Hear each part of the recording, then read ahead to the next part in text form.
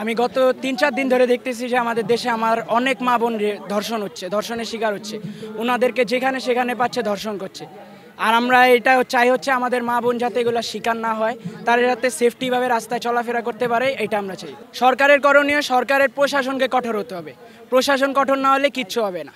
প্রশাসন স্বরাষ্ট্রমন্ত্রী পদত্যাগ না, স্বরাষ্ট্রমন্ত্রীকে কঠোর হতে হবে এবং তিনি যাতে প্রশাসনকে কঠোর নির্দেশ দেয়, যাতে আমরা চাই প্রত্যেকটা মোড়ে মোড়ে 2টা করে আর্মি থাকুক। প্রত্যেক মোড়ে 2টা করে আর্মি থাকলে কখনো কোনো ডাকাত, ধর্ষক, ছিনতাইকারী এগুলা এলাকায় ঢোকার সাহস পাবে না। এখানে ছাত্রদের ভূমিকা থাকতে পারে।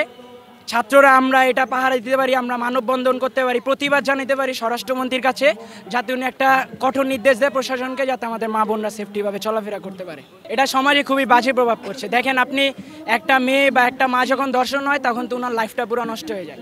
এরকম আমরা অনেকেই দেখতে পারি যে ধর্ষণ করে চলে যায়, ওই মেয়ে বা আমাদের মা বোন সবার লাইফটাই নষ্ট করে দেয়। এটা সমাজে অনেক প্রভাব ফেলছে। এটা এক শ্রেণীর মানুষ করতেছে যারা ইন্ডিয়া চলে গেছে, উনি ওনার জামের কাছে মোদি চলে গেছে, উনি এগুলা কুত্তা লীগের মাধ্যমে করাইতেছে।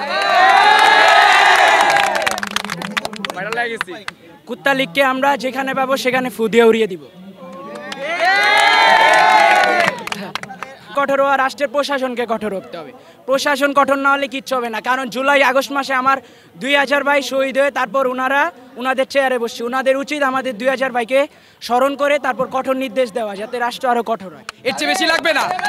দর্শক একজন যদি ধরতে পারি, ঠিক 2 মিনিটের মধ্যে তার দেহ থেকে তার মাথা যদি আলাদা না করতে পারি, সেক্ষেত্রে আমরা নিজেরা চুরি পরে বাসায় বসে থাকবো।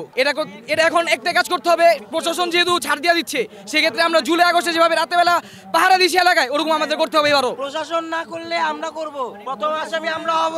কিন্তু আমাদের হাতে যদি ধর্ষক একবার ধরা পড়ে, ঠিক 2 মিনিট সময় লাগবে তার দেহ থেকে মাথা আলাদা করার জন্য। এতটুকুই যথেষ্ট আমাদের জন্য। জি ইনশাল্লাহ আমরা প্রস্তুত আছি।